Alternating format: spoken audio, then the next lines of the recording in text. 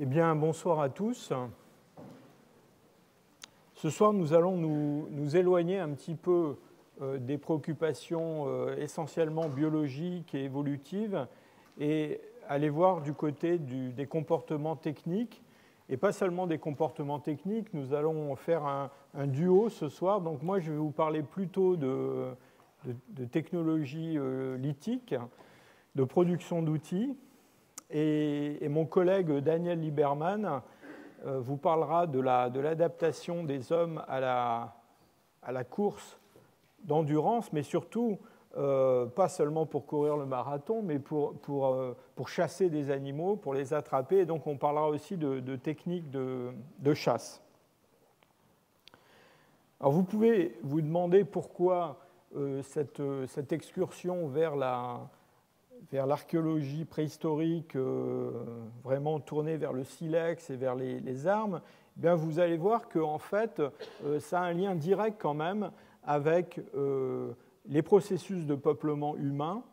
Et j'ai choisi de vous parler de cette industrie qui est très célèbre, qui s'appelle l'Acheléen, qui est vraiment le cœur de ce qu'on appelle le paléolithique inférieur dans nos régions, pour essayer de vous montrer comment les paléoanthropologues qui s'intéressent à l'évolution humaine essaient d'intégrer en fait ce que l'on sait de l'évolution de ces industries pour mieux comprendre en particulier le processus de colonisation de l'Europe.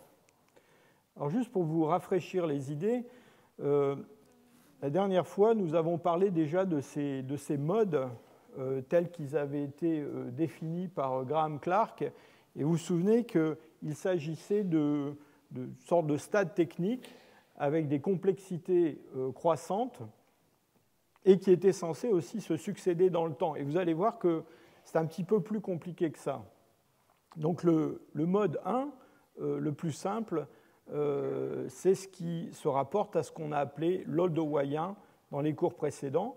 C'est essentiellement une production d'éclats et d'outils sur éclats à partir de galets ou de nucléus plus ou moins gros, et puis aussi d'outils sur blocs très simples. Puis il y a un mode 2 qui suit, dont on a un petit peu parlé la dernière fois, qui est justement cet Acheléen. Et avec le mode 2, on a une production d'outils sur blocs, ou sur gros éclats, avec la production d'objets bifaciaux qui ont une symétrie à la fois quand on regarde un des côtés de l'objet, mais aussi quand on regarde son tranchant, donc ce sont des outils très élaborés. J'espère que l'image va revenir.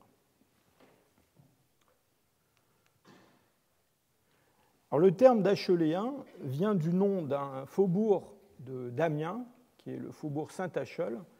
Et ce faubourg Saint-Acheul, au XIXe siècle, est un faubourg où se trouvaient des gravières comme celle-là. On exploitait le sable, le gravier. Et c'est dans ces gravières de la Somme, à Amiens et auparavant à Abbeville, que Boucher de Perthes, dans les années 1840-1850, a commencé à récolter des outils comme ce biface et s'est convaincu de leur très très haute antiquité, du fait qu'ils étaient contemporains de faunes complètement éteintes. Alors les travaux de Boucher de Perthes ont été, aujourd'hui évidemment sont connus, célébrés, mais à l'époque il a eu grande difficulté à faire accepter ces vues. Il n'est pas, j'allais dire, pris très au sérieux par l'établissement scientifique. C'était un employé de l'administration des douanes. Et en fait, c'est grâce au soutien d'archéologues et de géologues anglais que ces découvertes ont été reconnues. Cette photo vous montre une gravière justement dans la banlieue d'Amiens. La photo a été prise, on le sait exactement, le 27 avril 1859, à l'occasion de la visite de Prestwich et Evans, donc, qui étaient deux scientifiques anglais qui s'intéressaient à la préhistoire. Et Prestwich et Evans ont assisté à une fouille en live, si je peux dire, dans cette carrière, avec des collègues français. Et au cours de cette fouille, on a découvert un biface, et donc ils sont allés chercher un photographe pour qu'on immortalise ce moment, parce qu'à l'époque, il était vraiment important de pouvoir prouver que ces objets étaient trouvés en stratigraphie, et donc qu'ils avaient une ancienneté géologique très très grande. Alors, le terme d'acheléen est aujourd'hui largement utilisé. Il a été précédé par d'autres appellations. On a longtemps parlé de chéléen. Alors là, ça ne se référait pas à la vallée de la Somme, mais plutôt à la vallée de la Seine, puisqu'il s'agissait de Chelles, à l'est de Paris. On a parlé aussi d'absilien. L'idée, c'était en fait de reconnaître des espèces de stades évolutifs dans ce Paléolithique inférieur des alluvions de la Seine et de la Somme. Bon, on sait aujourd'hui que en fait, ces formes d'acheléens sont des formes relativement tardives, surtout quand on les compare à ce qu'on trouve en Afrique. Et donc, ces termes d'advilien ou de chéléen sont tombés en désuétude. J'attire votre attention sur le fait que ce biface, alors j'espère que vous le voyez, c'est une photo très vieille, 1859, ce biface, il est trouvé dans des couches de gravier qui sont des alluvions de rivières.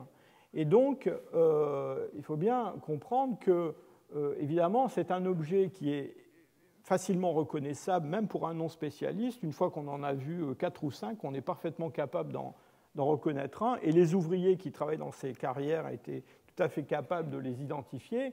Mais dans ces graviers, il y avait aussi, très certainement, des outillages beaucoup plus simples, en particulier des choses sur éclat, voire des éclats qui étaient non retouchés et qui n'étaient pas reconnus comme des objets très intéressants.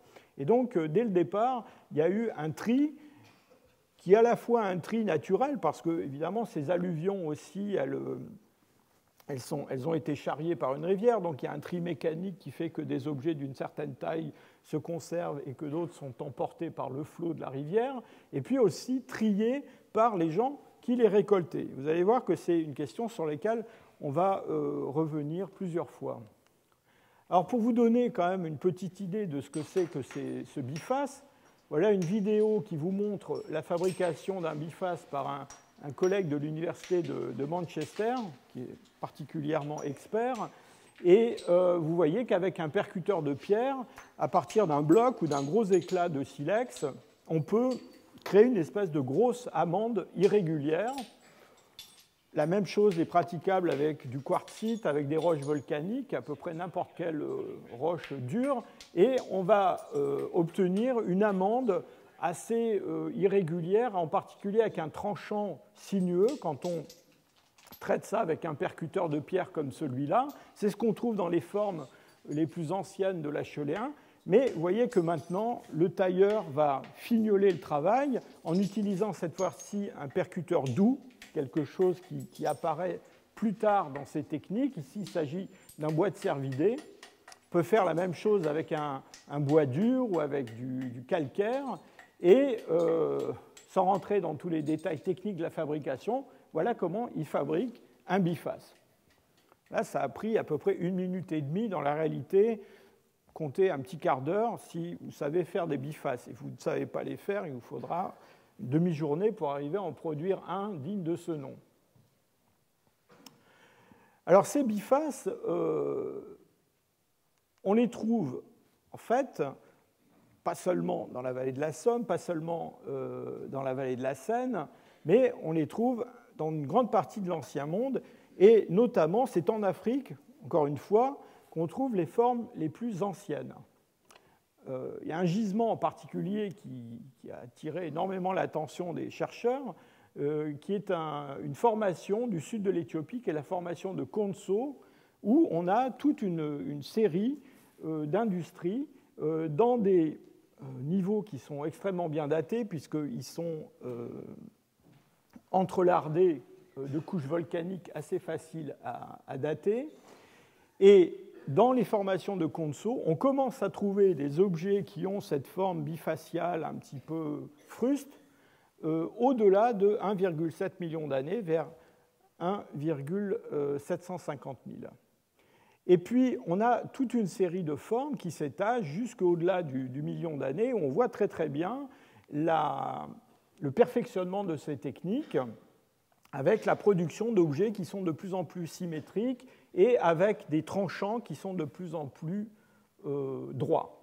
Alors, cette fabrication de bifaces en Afrique, on va la trouver dans d'autres gisements. On connaît des formes très anciennes d'Acheléens aussi à l'ouest du lac Turkana au Kenya. On connaît des Acheléens très anciens aussi en Afrique du Sud. Donc, on enracine dans le passé l'Acheléen quelque part entre 1,8 et 1,7 millions d'années. Encore une fois, il est important de souligner que même dans ces formations de Conso, où on trouve cet Acheléen très ancien, on ne trouve pas que des bifaces. D'abord, on trouve des objets bifaciaux qui n'ont pas cette forme en amande caractéristique que nous venons de voir, mais qui ont un tranchant terminal, un tranchant transversal. En gros, c'est l'aménagement d'un très gros éclat de pierre sur lequel, grâce à quelques enlèvements, on sélectionne, si je peux dire, ce tranchant terminal. Et puis, on a aussi toute une production d'outils qui sont des outils sur éclat. Ça, c'est quelque chose qui existait déjà avec l'odowayen, avec le mode 1, mais qui continue évidemment avec l'acheléen. Alors, au point de vue paléontologique, il est intéressant de constater que cette date d'apparition de l'acheléen vers 1,8, 1,7 millions d'années, en fait, coïncide, pas précisément, mais presque, avec l'apparition d'une forme humaine nouvelle dont on a beaucoup parlé déjà au cours des cours précédents, ce fameux Homo erectus, sa forme africaine primitive qu'on appelle Homo ergaster.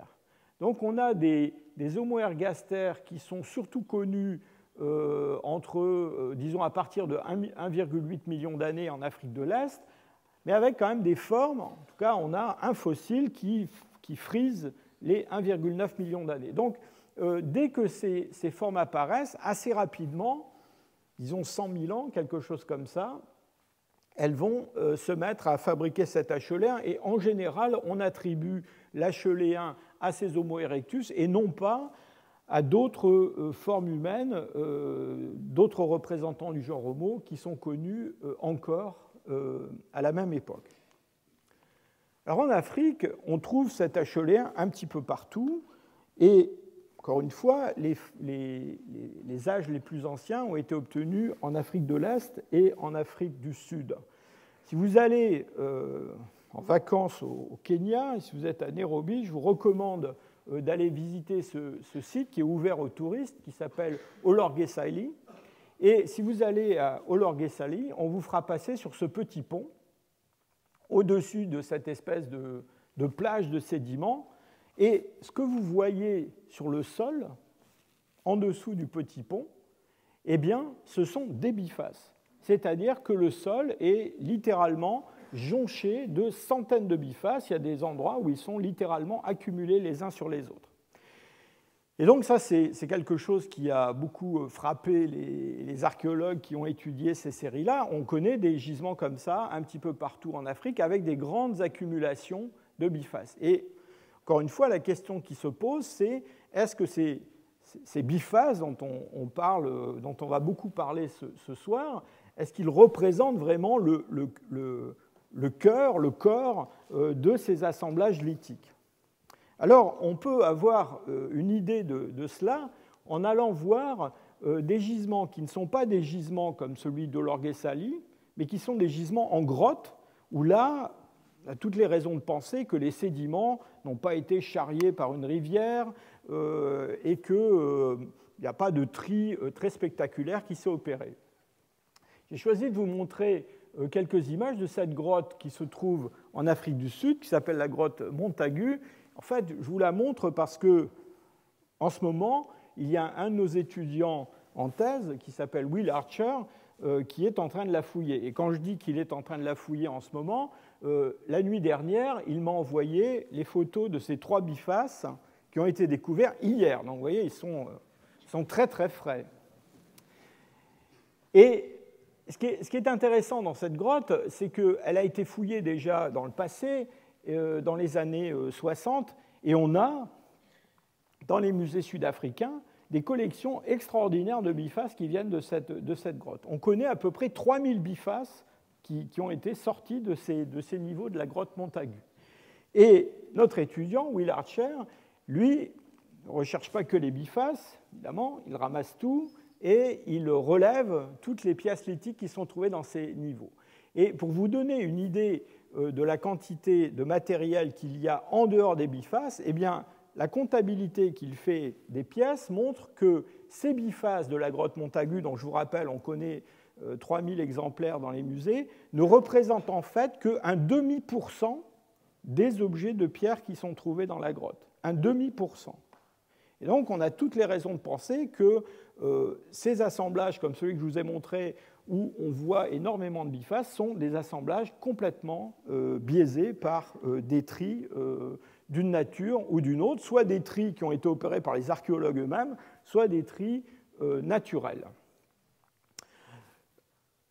Alors, cet Acheléen, donc, qui est inventé par ces Homo erectus il y a un peu moins d'1,8 million d'années, il va se répandre d'abord en Afrique et puis en dehors d'Afrique. Je ne vais pas aller dans tous les coins du monde où on a trouvé des bifaces, mais je veux quand même vous donner une idée de ce mouvement de diffusion en fait, de ces techniques. D'abord, on va faire un saut à l'autre bout de l'Afrique, en partant de l'Afrique de l'Est, et on va aller dans l'Afrique du Nord-Ouest, et en particulier au Maroc. Alors pourquoi au Maroc? Eh bien parce que dans la région de Casablanca, on a toute une série de dépôts pléistocènes qui sont extrêmement conséquents et extrêmement riches, à la fois sur le plan paléontologique et sur le plan archéologique. Pourquoi? Eh bien parce que toute cette région du continent africain est soumise à un soulèvement régulier, et donc les dépôts, en particulier les dépôts de dunes qui se sont formés le long de la côte, eh bien, au cours du temps, se retrouvent poussés, si je peux dire, de plus en plus à l'intérieur des terres, puisqu'ils sont soulevés. Donc on a une succession de plages, une succession de paléofalaises, et puis des dépôts qui conservent très très bien les restes archéologiques et les restes paléontologiques. Alors, cette région, elle a été, c'est un petit peu comme l'Afrique de l'Est, hein, on a cet enregistrement très très régulier au cours du temps, et donc c'est une région qui a été étudiée depuis très longtemps. En particulier, il y a un géologue français qui s'appelait Biberson qui a beaucoup travaillé là, et aujourd'hui, il y a des équipes françaises qui travaillent au Maroc, en particulier mon collègue et ami Jean-Paul Reynal fouille ces grottes de la région ces grottes et ces carrières de la région de Casablanca. Et voilà une des carrières où les dunes consolidées ont été exploitées pour la construction du port de Casablanca et dans laquelle Jean-Paul Reynal fouille en ce moment. Alors pas, lui, il ne fouille pas là cette semaine, mais il fouille tous les ans. Et ce gisement de la carrière Thomas est assez connu, en particulier parce qu'on y a trouvé des restes humains. On aura l'occasion d'y revenir probablement l'année prochaine. Alors ces restes humains viennent d'un remplissage d'une grotte, un remplissage qui date d'environ un demi-million d'années, un petit peu plus. Et on a sous ces niveaux-là une unité qu'on appelle l'unité L, qui est beaucoup plus ancienne, et où Jean-Paul Reynal a trouvé un acheléen qui est un des acheléens les plus anciens d'Afrique. Alors il n'a pas 1,8 million d'années.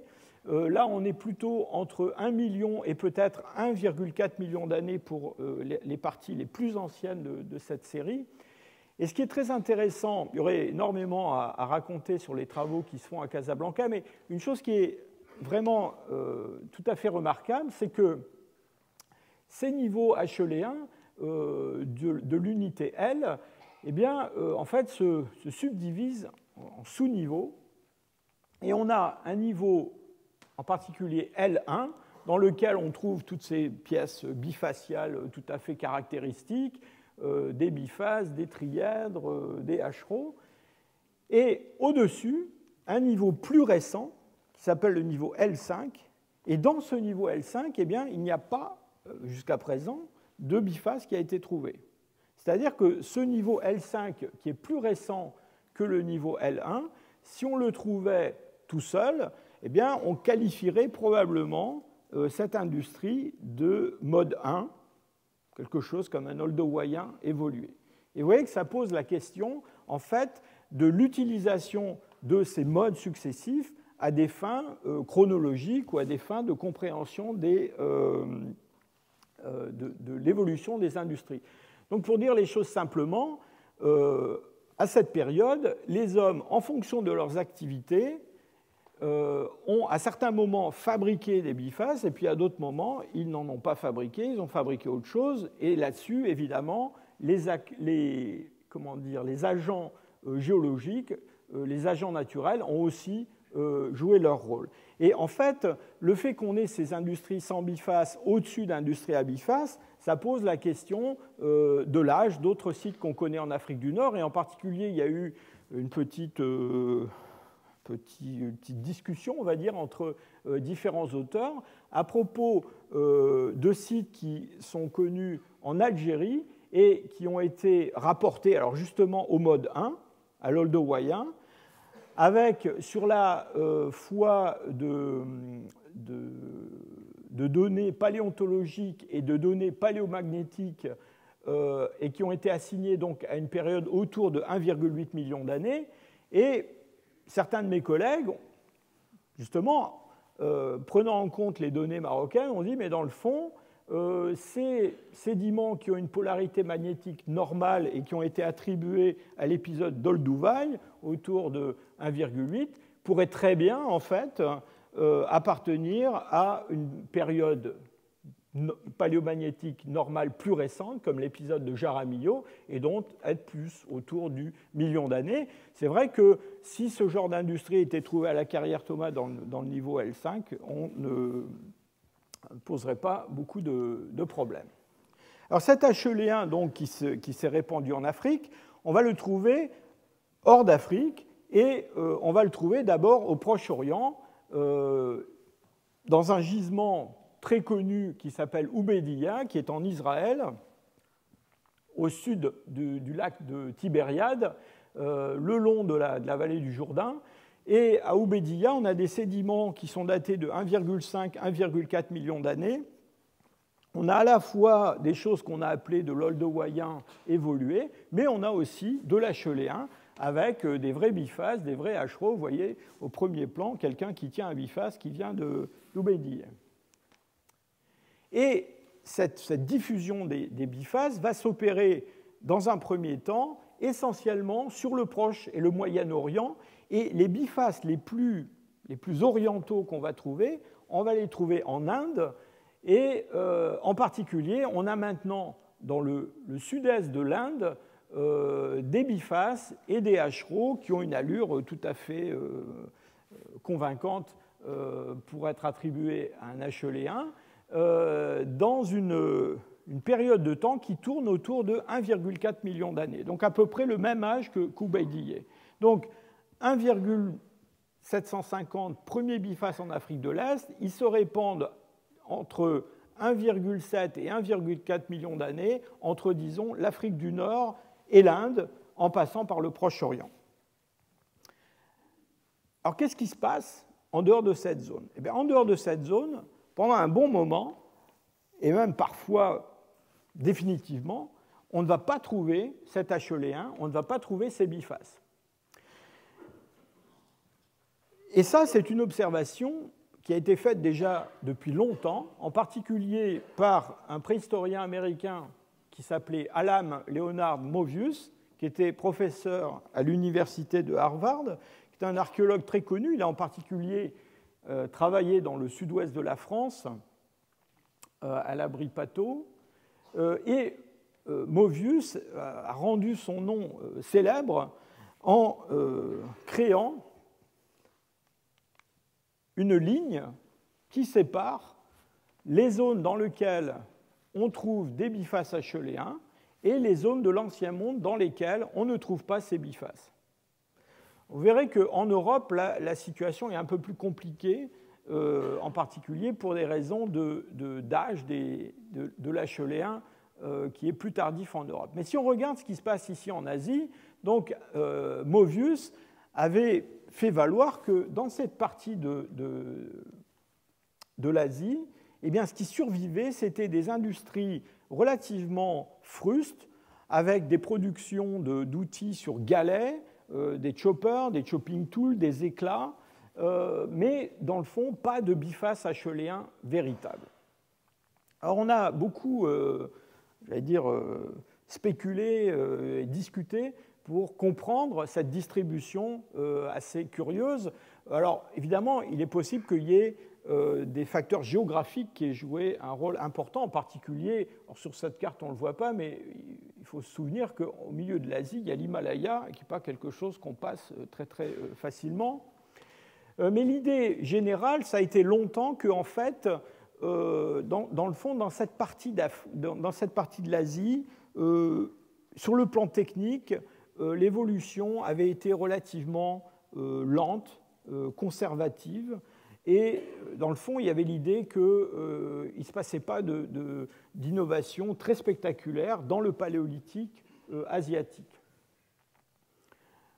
On a aussi pensé que cette absence d'innovation dans la production lithique, elle était liée au fait que, dans le fond, les hommes n'avaient pas besoin de cet outillage lithique parce qu'ils utilisaient d'autres supports techniques, en particulier pour produire des objets tranchants. Et notamment, on a beaucoup parlé de l'utilisation du bambou pour fabriquer des sortes de couteaux qui servaient à dépecer les animaux.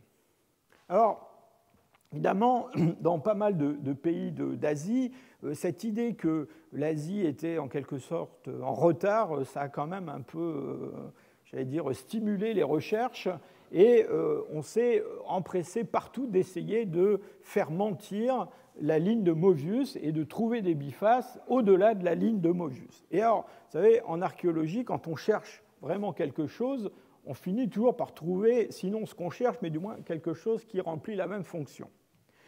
Alors, aujourd'hui, évidemment, on a une autre explication à cette ligne de Movius. Et l'explication, c'est que, en fait, la première sortie d'Afrique par des représentants du genre Homo s'est faite avant l'invention de l'acheléen en Afrique de l'Est, il y a un peu plus de 1,7 million d'années. Vous vous rappelez, on a parlé beaucoup du gisement de Dmanisi en Géorgie. À Dmanisi, on a des restes humains qui frôlent les 1,8 million d'années, mais surtout, on a, dans des niveaux plus anciens, des outillages lithiques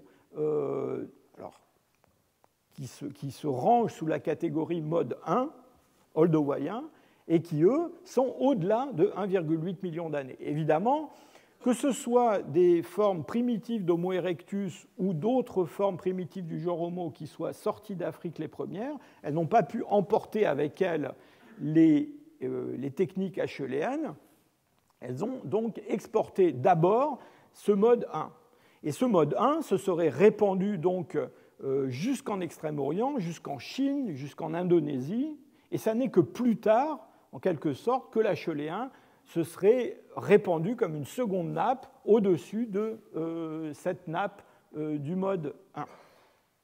Alors cela étant dit, comme je l'ai déjà évoqué, on a cherché quand même ardemment à faire mentir Movius, et donc dans différentes régions d'Asie, on a cru trouver, ou parfois trouvé, des objets bifaciaux qu'on s'est empressé d'appeler acheléens. Alors, un des assemblages les plus connus dans cette perspective, c'est ce qu'on appelle le patsitanien à Java. Alors, ce patsitanien, c'est une industrie qui a été essentiellement recueillie par von Königswald avant la Seconde Guerre mondiale. Donc, dans le centre et le sud de l'île de Java, en particulier dans la vallée de la Baksoka. Von Königswald a récolté un grand nombre d'outillages, donc dans des alluvions de rivières. Et dans cet outillage, il y a des gros objets qui sont parfois retouchés de façon bifaciale. Ça n'est jamais des objets très, très sophistiqués. Pour tout vous dire, on a beaucoup de mal, au sein de cet assemblage-là, à trouver quelques pièces qui ressemblent vraiment à des bifaces acheléens. Souvent, ils ne sont pas vraiment symétriques, ils ont des formes plano-convexes, hein, c'est-à-dire qu'il y a un côté qui est plat et puis un côté qui est beaucoup plus bombé. Il y a beaucoup de trièdres, de choses comme ça. Alors le problème de ce patsitanien, c'est un problème qu'on va retrouver pour de nombreuses industries de ce type découvertes en Asie. En fait, que ce soit en Thaïlande, que ce soit aux Philippines, que ce soit en Malaisie, que ce soit dans différentes parties de l'Indonésie, à Sumatra, à Java, une grande partie de ces objets sont récoltés en surface et dans le fond, on n'a aucune idée de l'âge qu'ils peuvent avoir. On soupçonne que certains d'entre eux sont assez anciens, peut-être de la fin du Pléistocène moyen, mais en particulier, ce chercheur, Bastra, a, sur une analyse géologique de la vallée de la Baksoka, dans le fond, on est arrivé à la conclusion que ce patsitanien était très récent et que même une partie du patsitanien pouvait même être Holocène, c'est-à-dire moins de 10 000 ans, quelque chose de tout à fait récent. Et donc c'est un problème récurrent pour toutes ces industries. Alors, je vous rappelle quand même en passant qu'à Java, vous vous souvenez qu'on a discuté de l'âge des premières occupations humaines et des premiers restes humains, et ces restes humains s'enfonçaient, si je peux dire, dans la formation de Punkangan. De façon assez curieuse, dans ces formations, on ne trouve pas d'outillage lithique. Et en fait, à Java, les plus anciens outillages qui ont été pour l'instant découverts dans des conditions géologiques qui permettent de donner leur âge viennent de ce Grenzbank là, qui sépare la formation de Kabu et la formation de Punkangan. Donc, disons qu'au plus, ils ont autour de 900 000 ans, quelque chose comme ça. C'est l'équipe de François Sema qui a fait cette découverte, mais la plupart d'entre eux viennent de formations plus récentes. Et dans tous ces sites où on peut réellement fouiller, on ne trouve pas vraiment de biface, hein, ni quelque chose qui y ressemble. Alors en fait, comme je vous l'ai dit, si on cherche, on trouve. Et je me suis amusé là à collectionner quelques objets qui ressemblent à des bifaces, mais qui ne sont certainement pas des bifaces acheléens et qui viennent d'Asie. Alors ici, il s'agit d'un biface, mais qui est un biface néolithique, en fait, qui vient d'Inde, mais qui, si on le trouvait hors contexte, pourrait peut-être passer pour un biface raisonnable. On a même des objets bifaciaux qui ressemblent un peu à des bifaces acheléens, qui ont été utilisés jusqu'au siècle dernier par des aborigènes australiens. Et on a même décrit exactement comment ils s'en servaient. Et même dans l'île de Flores, dans la grotte de Liangboi, où on a trouvé le fameux Homo floresiensis dont on a déjà parlé, eh bien, on a aussi trouvé des choses qui ont été classées comme bifaciales. Alors, en fait, on connaît quand même quelques gisements où on a des objets bifaciaux relativement bien datés, bien fouillés, trouvés en stratigraphie. Je voudrais juste vous en donner deux exemples. Un exemple dans le sud de la Chine, il s'agit de la région de Baizen. On est dans le Guangxi, c'est-à-dire l'extrême sud de la Chine, près de la frontière vietnamienne, et vous me voyez là en train de manipuler quelque chose qui ressemble à un biface. Alors en réalité, dans la région de Baizen, on a des niveaux qui datent d'environ 800 000 ans, donc c'est assez ancien, et dans ces niveaux, on trouve ce que mes collègues américains ont appelé large cutting objects, c'est-à-dire des grands objets coupants. Et ces objets coupants, si on les trie, certains sont vraiment grands, hein, Et si on les trie, effectivement, on trouve des objets qui ressemblent à des bifaces acheléens, mais très souvent, ce sont des objets asymétriques, plano-convexes, des trièdres, des choses un petit peu, j'allais dire, mal fichues, dans une perspective strictement acheléenne.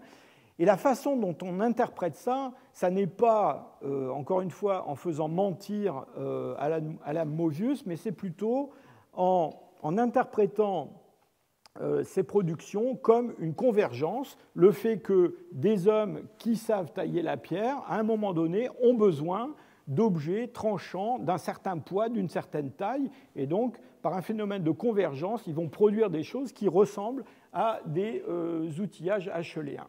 Et on a des découvertes un peu du même genre dans différents coins d'Asie, en particulier en Corée du Sud. Il y a des gisements dont on a beaucoup parlé qui viennent du bassin de la rivière Imjin-Antan. Et encore une fois, ça ressemble beaucoup à ce que je viens de vous décrire, mais là, avec un âge qui est très récent, puisqu'on est entre 350 000 et 110 000 ans. Donc, la conclusion, c'est que quand on regarde à l'est, en tout cas de mon point de vue, la ligne de Movius tient le coup, et on a simplement, au-delà de la ligne de Movius, des phénomènes sporadiques de convergence qui donnent naissance à ces objets bifaciaux. Alors on va regarder maintenant ce qui se passe à l'ouest, ce qui se passe en Europe. Et en Europe, ce qui est tout à fait remarquable, c'est que je vous rappelle que l'acheléen a été découvert en Europe, décrit en Europe, et que Saint-Acheul, c'est la banlieue d'Amiens. Hein. Donc ce qui est tout à fait remarquable en Europe, c'est qu'on n'a aucune production de bifaces à 1,4 million d'années ou 1,8 million d'années, pour la bonne raison que, pour l'instant, on n'a pas trouvé de restes humains ou de sites archéologiques qui soient aussi anciens. Et quand on trouve les premiers gisements archéologiques dans le sud de l'Europe, ils sont en deçà du 1,5 million d'années, et encore, si on est très optimiste, disons, on est plutôt autour de 1,2 million d'années. Ces plus anciens sites européens ne comportent pas de bifaces. Ils se rangent dans la catégorie mode 1, encore une fois. Et il va falloir en fait attendre assez longtemps, et même très longtemps, pour voir arriver des bifaces en Europe. Et ça, c'est quelque chose qui a beaucoup excité, si je peux dire, la curiosité des préhistoriens et des paléoanthropologues. Alors, au jour d'aujourd'hui, le plus ancien gisement dans lequel on ait découvert des bifaces en Europe se trouve en plein centre de la France, dans la vallée du Cher, un gisement qui s'appelle l'Anoira, et où on a des niveaux contenant quelques bifaces qui sont recouverts par des sédiments qui ont été datés à 665 000. Alors 665 000, pour la chronologie européenne, c'est très vieux, mais enfin, comparez ça à 1,8 million d'années. Donc il y a plus d'1 million d'années de décalage entre l'apparition de l'acheléen en Afrique et le début de son expansion hors d'Afrique et l'apparition de cet acheléen en Europe occidentale. Alors après l'Anoira, on a un autre site très ancien, à peine moins vieux, 640 000, à Notar Chirico, dans le sud de l'Italie. Et c'est en fait essentiellement entre 600 000 et 500 000 qu'on va vraiment voir se développer cet acheléen en Europe. Alors, on a des niveaux avec des bifaces assez anciens à Totavel, dans la grotte à l'Arago, donc autour de 550 000. Et puis, très vite, on va trouver des bifaces dans le nord-ouest de l'Europe, en Angleterre, dans la vallée de la Somme, en Espagne, un petit peu partout. Disons qu'à partir de, disons, 500 000, ces bifaces, on les trouve un petit peu partout dans toute la partie ouest de l'Europe. Alors comment est-ce qu'on interprète ce décalage entre l'Afrique, l'Asie et l'Europe? Eh bien, ça va nous permettre de revenir vers les fossiles, parce que quand on regarde ce qui se passe autour de 600 000 ans, eh bien, autour de 600 000 ans, en fait, on a une forme humaine nouvelle qui apparaît, alors qu'on a appelé parfois Homo heidelbergensis, parfois Homo rhodesiensis, et cette forme, on la trouve à la fois en Afrique et en Europe. Alors, je vous ai ici mis 3 crânes qui sont parmi les mieux conservés de ces formes d'hominines du Pléistocène moyen. Donc, 2 formes africaines, le crâne de Kabwe en Zambie, le crâne de Bodo en Éthiopie, et une forme européenne, il s'agit du crâne de la grotte de Petralona dans le nord de la Grèce. Alors, le crâne de Petralona et le crâne de Kabwe ne sont pas très bien datés. On sait qu'ils sont du Pléistocène moyen, mais il y a beaucoup de questions sur leur âge.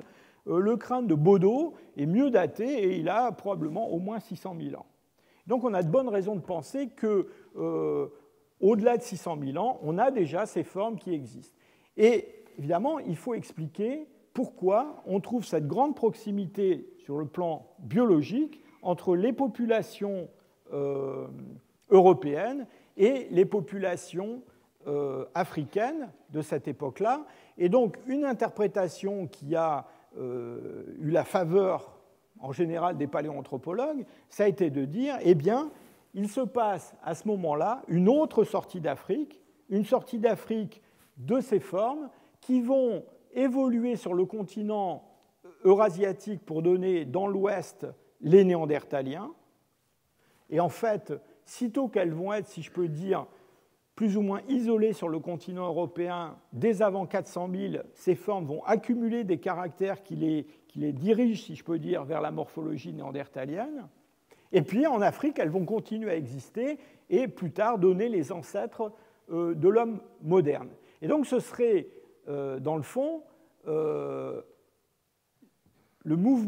mouvement de population, un échange de population entre l'Afrique et l'Europe qui expliquerait cette apparition assez brutale et aussi tardive des biphases de l'acheléen, donc de quelque chose d'africain, si je peux dire, dans le monde européen, qui jusque-là ne connaissait que des industries du mode 1. Alors, on lie ça aussi à des changements environnementaux. Vous vous rappelez que cette courbe climatique qui se balance entre des épisodes glaciaires et interglaciaires, c'est une courbe qui, au cours du Pléistocène moyen et du Pléistocène supérieur, connaît une espèce d'accélération dans le balancement entre des périodes tempérées, chaudes, et des périodes froides. Et on sait en particulier que certains interglaciaires, comme celui qu'on a numéroté 15, autour de 600 000 ans, ça a été un interglaciaire particulièrement long, particulièrement intense, et qui a probablement joué un rôle important dans la colonisation des latitudes relativement élevées de l'ouest de l'Eurasie. Alors ce modèle qui lie l'apparition de l'acheléen en Europe et puis, dans le fond, une recolonisation de l'Europe par des Homo heidelbergensis / rhodesiensis, c'est une idée qui a été assez critiquée par certains archéologues. Et d'abord, parce que cette présence des bifaces en Europe n'est pas quelque chose qu'on peut facilement, j'allais dire, faire sortir d'Afrique. Pour venir d'Afrique, normalement, on arrive par le Proche-Orient et par l'est de l'Europe pour arriver en Europe occidentale. Or, quand on regarde les industries qu'on connaît en Europe centrale et en Europe de l'Est, le fait est qu'on connaît pratiquement pas de bifaces ou alors des choses qui sont relativement tardives. Et en fait, entre, disons, 400 000, entre 1 million d'années et 400 000, dans toute cette partie de l'Europe, on a essentiellement des assemblages sans bifaces. Alors, ces assemblages, il faut dire qu'ils sont souvent assez pauvres, assez, j'allais dire, critiqués et critiquables. J'en ai juste sorti un de la série. Il s'agit d'un assemblage qui vient du gisement de Stranska Skala en République tchèque. Donc, ce sont des assemblages d'éclats. Souvent, leur datation est problématique Et parfois même, la nature humaine de ces productions est mise en question. Mais on a quand même certains sites, comme par exemple Kozarnica en Bulgarie ou Korolevo en Ukraine, qui ont livré des séries assez riches de cette période-là. Alors en fait, c'est seulement assez tardivement qu'on va voir apparaître des bifaces dans cette partie de l'Europe, alors que je vous rappelle qu'en France, en Italie, et puis un peu plus tard en Espagne, en Angleterre, on a des choses autour de 500 000 ans. Je ne résiste pas au plaisir de vous montrer cette photo de ce site, parce que c'est un site qui est juste à côté de chez moi, à Leipzig, et ce site qui s'appelle Markkleeberg, alors là on n'est plus dans la banlieue d'Abbeville, on est dans la banlieue de Leipzig, c'est le gisement le plus oriental dans lequel on trouve des bifaces en Europe, mais ces bifaces de Markkleeberg, en fait, sont des bifaces assez tardifs, sont des bifaces qui ont autour de 200 000 ans. Donc vous voyez que le schéma qu'on a est un schéma qui est quand même un petit peu compliqué parce qu'on aimerait bien faire venir en Europe occidentale des Homo heidelbergensis porteurs de bifaces qui arriveraient en Angleterre, en Espagne, en Italie, mais le problème c'est que sur le chemin, on n'en trouve pas la trace ni d'eux, ni des bifaces. Alors il y a plusieurs explications à ça, et c'est pour ça qu'il y a un débat. La première explication, c'est qu'effectivement, il y a une partie de l'Europe dans laquelle on a très peu de gisements de cette époque-là. Je vous ai mis ici une carte qui vous montre les découvertes attribuées au Paléolithique inférieur en Grèce, et vous voyez que c'est une carte où il n'y a pas beaucoup de points. En fait, il y a 4 points sur la carte, et d'ailleurs, dans un de ces sites, Kokkinopylos, on a effectivement des choses, une ou deux, qui ressemblent un peu à des bifaces. Rappelez-vous que dans les gisements achéléens, où on a ces magnifiques bifaces symétriques, comme ceux que je vous ai montrés d'Afrique du Sud, que mon étudiant a découvert hier, eh bien, dans ces gisements-là, on a une proportion de bifaces qui est de l'ordre d'un demi%. Et donc, si on a plusieurs dizaines de milliers d'artefacts, voire plusieurs centaines de milliers d'artefacts, on va avoir une collection de bifaces. Beaucoup des gisements dont je vous ai parlé en Europe centrale et en Europe de l'Est sont des gisements où on a parfois 150 artefacts qui ont été découverts. Donc la probabilité qu'on trouve des bifaces est de toute façon assez réduite. Alors après, il y a une autre interprétation qui a été proposée, c'est que en fait, cette arrivée en Europe des Homo rhodesiensis / heidelbergensis et de leurs bifaces, eh bien, elle ne s'est pas opérée par l'Est. Et donc, ça serait pour cette raison qu'on ne trouverait pas, en fait, cet achéléen là où on devrait le trouver avant de le trouver en Europe occidentale. Donc, l'idée, c'est qu'en fait, ils ne sont pas arrivés par l'Est, mais ils sont plutôt arrivés par le sud-ouest, c'est-à-dire par Gibraltar. Alors, cette traversée possible à partir de l'Afrique du Nord vers Gibraltar, c'est une traversée qui paraît facile quand on passe en avion au-dessus du détroit de Gibraltar, parce qu'on se dit c'est rien du tout, il y a une quinzaine de kilomètres, on voit l'Afrique quand on est à Gibraltar. Hein. Et puis, au cours du Pléistocène, à travers différentes fluctuations climatiques, eh bien, on sait que le niveau marin s'est abaissé, qu'il y a des petites îles qui sont apparues, et peut-être que cette traversée a été plus facile. C'est une question qui est très, très débattue, parce que de toute façon, même quand le détroit de Gibraltar s'est réduit, il n'a jamais disparu pendant le Pléistocène, le courant entre l'Atlantique et la Méditerranée est un courant dissuasif. Si vous suivez les informations, vous verrez que régulièrement, on trouve des gens qui ont voulu traverser de façon clandestine le détroit de Gibraltar et qui se trouvent poussés en Méditerranée, très très loin, par les courants. Alors, l'argument, enfin, au-delà de la distribution de l'achéléen plutôt dans l'ouest de l'Europe que dans l'est, l'argument a été aussi qu'on trouve en Espagne des Acheléens qui auraient une teinte un peu plus africaine, en particulier avec la présence de hachereaux, un peu comme en Afrique, qu'on trouverait en Espagne et puis un petit peu dans le sud de la France, beaucoup moins ailleurs. Hachereaux produits sur des grands éclats avec des techniques un peu comparables à ce qu'on connaît en Afrique. Alors ça, c'est quelque chose qui est discuté par d'autres archéologues qui ne sont pas très d'accord sur cette idée de la nature africaine de l'acheléen européen. Donc, pour les gens qui rejettent tous ces scénarios d'arrivée à partir de l'Afrique, eh bien, l'autre interprétation possible, c'est que cet acheléen d'Europe, c'est un petit peu comme les industries que je vous ai montrées en Chine ou en Corée, c'est une convergence, c'est une invention séparée de l'acheléen. Bon, ce n'est pas l'interprétation qui a ma préférence, mais c'est quelque chose à prendre en considération. Alors maintenant, pour finir, je voudrais vous dire ce qui s'est passé à la fin de l'acheléen, et en particulier quand on passe de ce mode 2 à ce mode 3. Alors ce mode 3, c'est quoi? C'est le fait de produire des éclats de forme prédéterminée sur quelque chose qui ressemble en fait à un biface. C'est-à-dire on produit un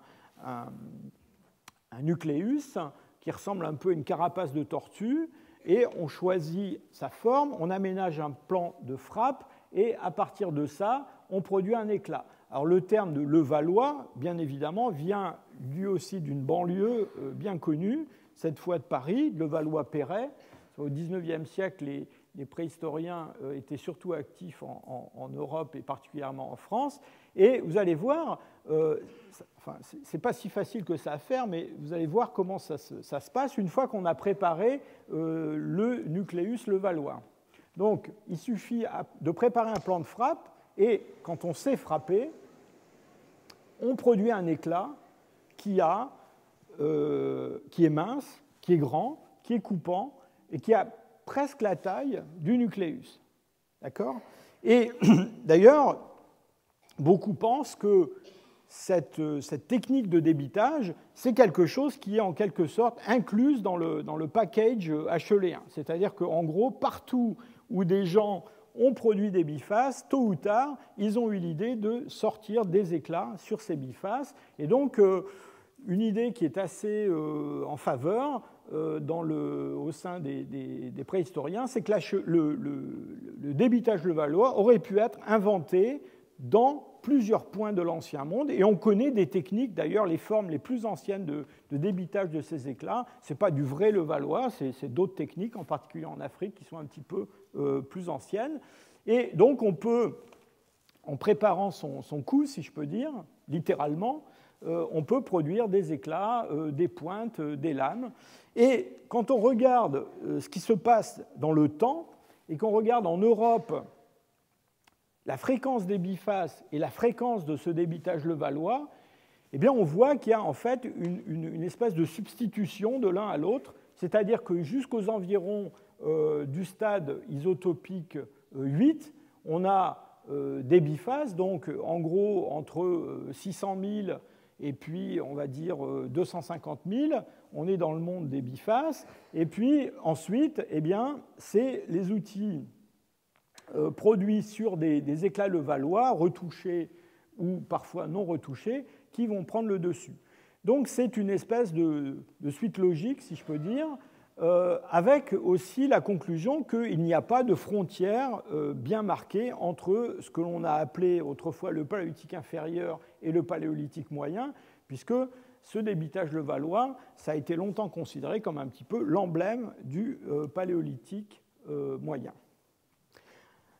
Alors pour finir, je voudrais vous dire quelques mots sur l'utilisation des bifaces, parce qu'après tout, ça fait presque une heure qu'on est en train de parler de ces bifaces, et vous vous demandez à quoi ça sert. Eh bien, il y a eu beaucoup d'expérimentations, en particulier des gens qui font de la tracéologie, c'est-à-dire qui étudient les stigmates que l'on peut observer sur les tranchants des outils après avoir fait de l'expérimentation. On coupe du bois, de la viande, on creuse, on fait des tas de choses, et puis on compare ça à ce qui est observé sur du matériel archéologique.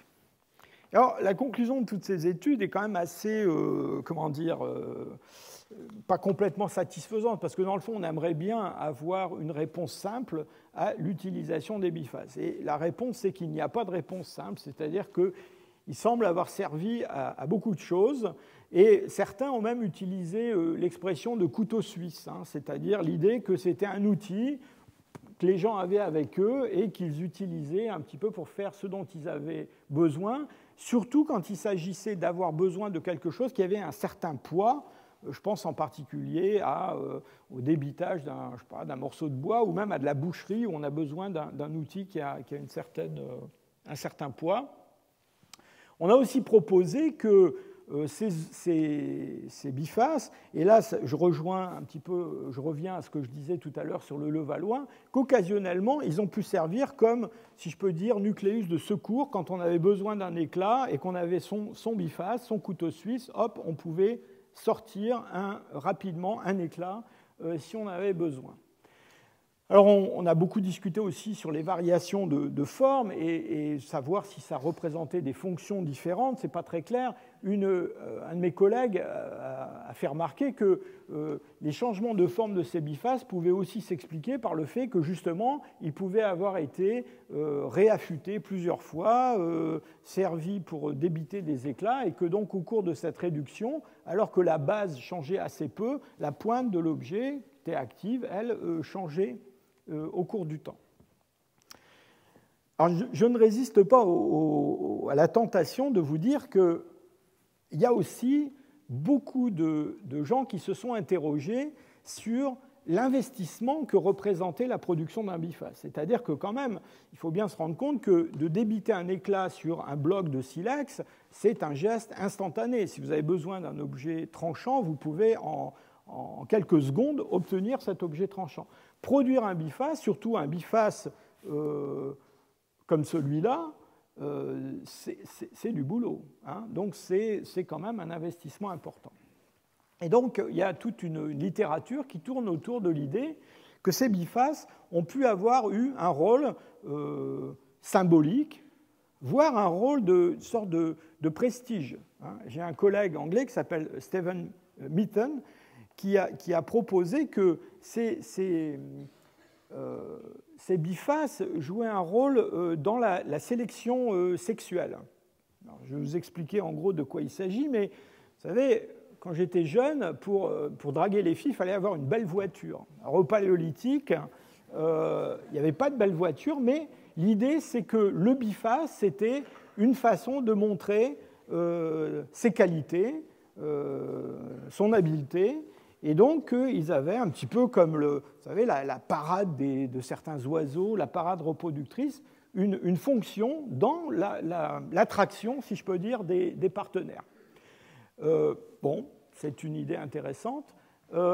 Il y a aussi quand même un certain nombre de cas où on a trouvé des bifaces qui semblent, encore une fois, avoir une signification un peu particulière.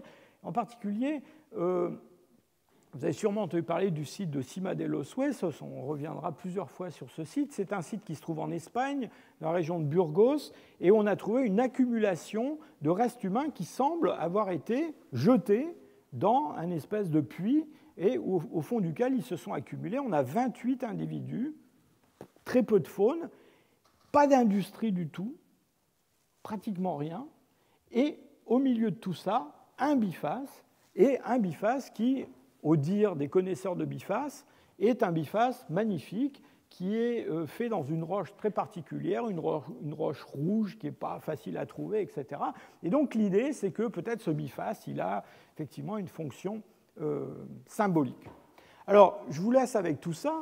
Quand même, les bifaces ont servi à des choses beaucoup plus triviales, et en particulier, on a des sites où on voit très clairement qu'ils ont été utilisés pour la boucherie.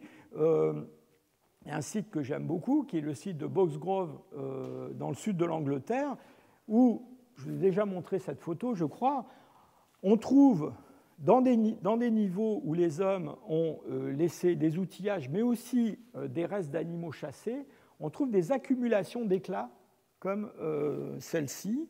Et ces accumulations d'éclats sont les éclats laissés par un tailleur qui a produit un biface. Alors comment on sait qu'il a produit un biface? Eh bien parce qu'on peut recoller tous ces éclats et on obtient le nodule que les hommes sont allés chercher dans la falaise à côté. Et dans ce nodule, il y a un espace vide. Et quand on coule du plâtre à l'intérieur, eh bien, on obtient un biface en plâtre. Et on a des accumulations comme ça, en particulier dans un cas, autour d'une carcasse de cheval. Et on a littéralement, si je peux dire, fait revivre ce moment où quelques chasseurs qui avaient abattu un cheval sont allés chercher pas très loin des rognons de silex pour tailler des bifaces. Ils se sont certainement servis de ces bifaces pour débiter cette carcasse de cheval. Ça a dû prendre un certain temps. Ensuite, ils sont partis avec la viande et ils sont partis avec les bifaces. Et donc, on a juste les éclats qui sont restés là. Et on sait que ces hommes ont chassé les chevaux à Boxgrove, non pas avec des bifaces, mais probablement avec des lances, des épieux en bois. On a en particulier cet omoplate dans lequel on a une perforation qu'on interprète comme une blessure laissée par un épieu. Et ce sera ma dernière diapositive.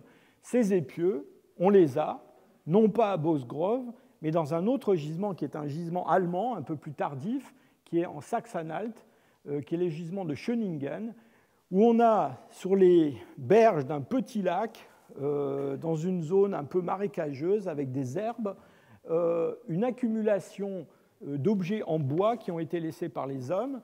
Et pourquoi on trouve ces objets en bois? Eh bien parce que les hommes sont venus sur les bords de ce petit lac pour chasser des chevaux dont on trouve les carcasses, les ossements. Alors, ce qui est très intéressant, c'est que là non plus, on ne trouve pas de biface, et on ne trouve pas non plus, d'ailleurs, beaucoup d'industrie lithique, très très peu d'outillage. Et ça me permet de revenir sur cette notion que les assemblages lithiques que l'on trouve, ils sont liés souvent à des activités particulières. Et donc, surtout quand on a très peu de sites, quand on a très peu de matériel, il ne faut peut-être pas surinterpréter les représentations des différentes composantes de cet outillage. Voilà, je vous remercie pour votre attention. Et cette diapositive me permet de faire le lien avec la présentation qui va suivre. Et vous allez comprendre comment ces épieux sont utilisés par les hommes de l'Acheléen et ceux qui ont précédé. Donc c'est mon collègue Dan Lieberman qui va me succéder dans quelques minutes. Merci.